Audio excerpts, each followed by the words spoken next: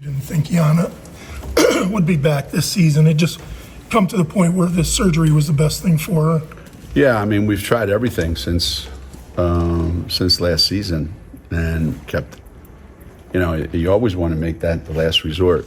But, this is something that's been ongoing with her since sophomore year in high school. And we thought we had a handle on it.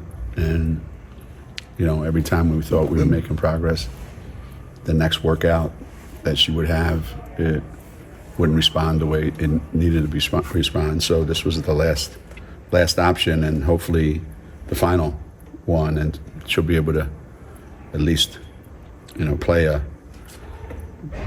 games without feeling like, how long is this going to last? Which is what was happening before. What do you think of Aubrey's body of work this season so far, and your thoughts on just what she'll need to give you the rest of the way? If you watch Aubrey play, there's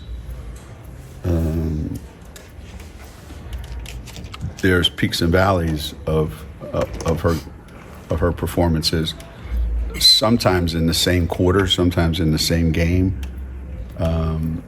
Sometimes the peaks are higher than the valleys are lower, and sometimes the opposite is true. So, like everything else right now about our team, we're searching for a consistency that, if you got Easy not playing, you got Carroll not playing, and you're saying, okay, well, whoever we put in the lineup, then they've got to be able to be productive somehow, some way. And that's where she fits in. She's got to be productive some way, whether it's defensive transition baskets, whether it's offensive rebounding, things that, she's well equipped to be able to do. It's got to be on a consistent basis. We're playing a small lineup because we're trying to find more scoring from the perimeter. We played in the Carolina game, we won that math equation, right? We outscored them by 15 from the three-point line, and we outscored them by 2 at the free throw line. So that's a 17-point swing for us, even though we got out-rebounded. Or maybe they shoot more more layups or something. I don't know. But that's going to have to be the way that we win. We're not going to offensive rebound you to death, and we're not going to block shots. We're not going to, So if she can help us, with our defensive and you saw the third quarter of the Carolina game, it all started with defensively and forcing some turnovers and getting out in transition. How do you match up against Louisville? Louisville? Well, they have a pretty balanced lineup where nobody's getting 20 a night, but they're all getting between 8 and 12, So there isn't a let's load up on that kid and let's stop those two kids. There isn't that. And they try to force you to turn it over and play kind of a little bit out of your tempo, out of your pace. So I think we'll be fine if we take care of the basketball and we get the shots that we think we can get. But the hard part is going to be keeping them out of the lane and keeping them off the backboard. So, taking care of the ball, keep them out of the lane, keep them off the backboard as best we can, and then we got to knock in shots. That's the game plan. How different are they then? How different are they now without Haley? Well, like we said, there was almost a definitive. This is who's going to get the ball late in the game. This is where the shots are going to come from. I told Wallace he screwed up that he only let her shoot it every other time she had the ball. He should have let her shoot it every single time. But she dominated the offense so much that heck, they may, they can be very dangerous when they can spread it around. So as much as I'm sure they miss her at times, I think they may have, benefited from spreading it around more. That to me is the biggest difference I see. Do you prefer Aubrey coming off the bench as a spark plug, or is it just going to become a matchup thing where you might need to start her? It depends. I think you like to think that if you have, if you've been here as long as Aubrey's been here, there's a known with this is what we're going to get when we bring you in. With a lot of the freshmen, younger guys, it's a tremendous unknown. So I'd rather know the unknown at the beginning of the game than when I sub. Because sometimes, at the beginning of the game, they get it going a little bit, and you go, ooh. So it's a decision that you make, and sometimes you got to change it based on what you're trying to get accomplished. But I would like to think that she could be a great disruptor coming off the bench. How's Caroline doing? Do you expect her to make the trip with you guys next week to Toronto? No, she won't be making the trip to Toronto. That she hasn't been cleared to travel yet. Geno, you spent more time around Aubrey than any of these players now, 5 years. Yeah. She doesn't open up much around us, probably just because we ask stupid questions. But I wonder what you've come to appreciate about her personality over the years. I think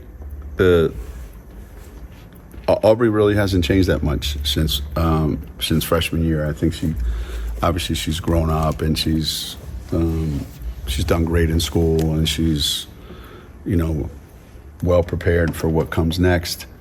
But in terms of the kind of person that she is and what she believes in and what she brings every day, that hasn't changed. She's just a kid that has,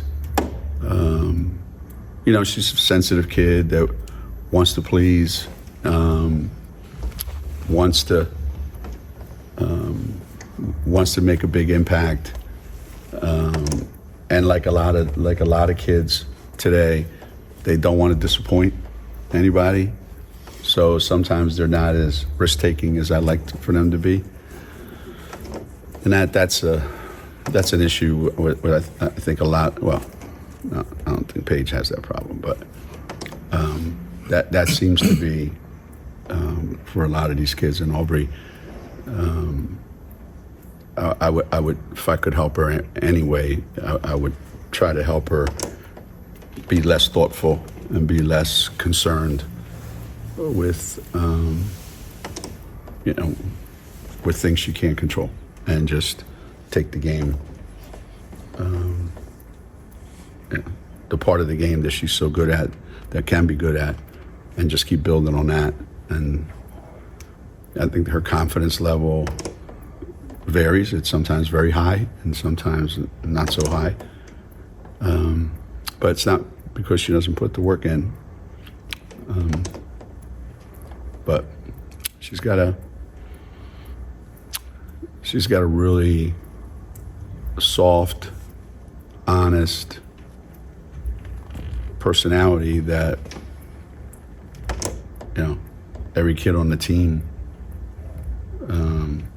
feels connected to her. Everybody does. How about 3 games in 5 days? It is what it is, but Yeah. do you change things or adapt with coaching from practice to games because of it? Yeah, you have to. Obviously, we played Sunday, so you try to put out the schedule. We played Sunday, we had off Monday, we played, we practiced really, really, really hard on Tuesday. We had an off day on Wednesday. We went a little bit more Thursday. We tried to go a little bit lighter in pace today. Play tomorrow. Sunday, you're not going to be able to do hardly anything at all. Monday, you're going to play. Tuesday, you're not hardly going to do anything at all. It's travel day and all that, and you play Wednesday. So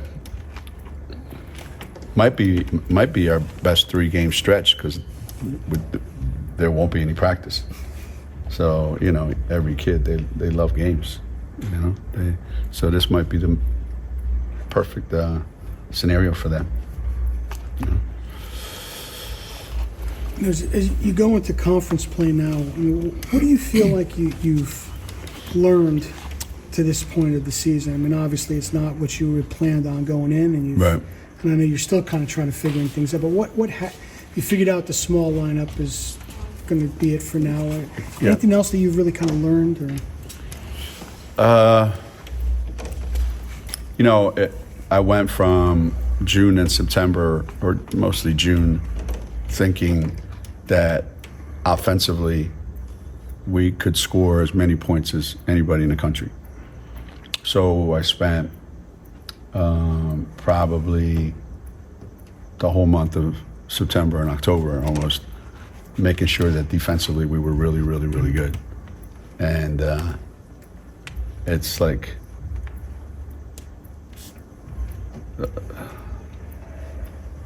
turns out that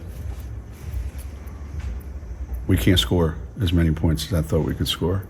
So our defense has to be the catalyst for our offense. So there's been quarters, there hasn't been games, but there's been quarters that we've looked like the kind of team that could be really, really, really successful, not just in the Big East, but beyond. And, in those quarters, it's because defensively we did what some of the stuff that we've been doing. It was because we were in attack mode and we were trying to, make the game a little bit faster, get up and down the floor a little bit more, take advantage of some mismatches and getting Paige more in the open floor and not letting teams be able to gang up on her in the half court. But it instead of it being just because our offense would be like that, it's got to be from our defense. And there's been quarters where we can't generate the kind of defense that I want, and then the offense is non-existent. So those are things that stand out more than anything. And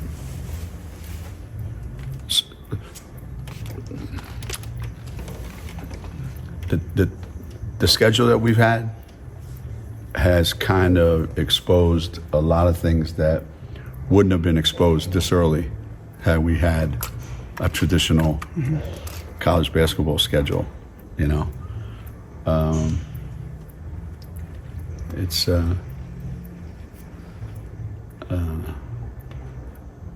it's good and bad when you play the schedule that we play. I like it, but I do think it, especially when you're playing a lot of young players that haven't played, they get exposed in some way, and you hope that it builds character rather than, it creates doubt. So to answer your question, I've learned a little, not a lot. And I learned that we're very, very inconsistent. That's what I meant. With 2 double-doubles in a row, has Leah figured out how she has to play as the lone big man, or is that still a process in the works? Yeah, I mean, there's a lot on the plate for Leah, and I think she led the team in shot attempts against Carolina, I think. And that's not necessarily a bad thing. And especially if you shoot a high percentage, I like to see her get to the free throw line more, because that means she's putting the other team's big guys in foul trouble. I think that her defensive ability is obviously there, and her rebounding is there, and now I like to see her finish more around the basket and start knocking in more of those 15-footers, because then that would put her in a place where she'd be really, really difficult to defend. And that's kind of the goal going forward. What's been her biggest growth since her freshman year? What's that? What's been her biggest growth since her freshman year? I would say that I think she has a better understanding of how offensive stuff flows. You know, there's I think when you're young, you know, you get the ball and you're unsure what to do with it. And I think there's a much more decisiveness about her, you know. She gets it. She knows I'm going to shoot it. She gets it. I know I'm going to move it. She gets it. I know I'm going to attack the basket. Or I think she has a much better awareness of that. And having the experience that she's had playing both here and with her national team, I think has given her more confidence, you know, which obviously should be a byproduct of playing this much basketball. But, you know, right now, we probably need those 15, 17 footers to go in. And if they start going in and people they have to come out and guard her. I think she's really, really, really good at just getting to the basket. And I would hate to see her not be able to get to the basket because people don't respect her 15, 17 footers. So, there you have it. How tough was it setting up this game in Toronto? Because you mentioned you had an opponent, then they lost their coach, lost the game. Yeah, So- that prick from Pittsburgh, yeah. I can't say that publicly, but yeah, it was easy in the beginning because we were able to find a team that had players from up there or had recruited players from up there. And then when that fell through, then it became very difficult because it was such a late. It wouldn't have been so difficult to say, well, we need one more game. Let's find that game. But hey, we need a game, but we need it to be played in Toronto. That's not the easiest thing in the world. So when it fell through, you know, I mentioned that there's a school up there that you know, traditionally is one of the better teams up there. And fortunately, you know, they were all in. But so it was easy in the beginning. It was very difficult after we lost it. And I'm just glad that we were able to put it together. Does the game count? I mean, it counts on our record. I don't know that it has any effect on our net. It's like playing a D2 or D3 team. It doesn't affect the net, and the stats will count to the team. Yeah. Yeah. Beginning of the season, I wasn't worried about our net. That was never an issue. I'm still not even worried about the net, even now. You know, 3 losses are to teams in the top 5 in the country. You know, so All day from home. you know, so it's the net, and yeah, none of them have been at home, right? I mean, they've all been in crazy places and on the road, and Yeah, I don't think you'll be a bubble team. I think you'll. yeah. Well, let's you know, if this was EuroLeague men's basketball in Europe, you'd be gone. Regulated. 5-3, you're out. 5-3, you're out. You know? Or if this was the NHL, you're out. You know, so thank God, you know, we have an understanding president and AD giving me the benefit of the doubt.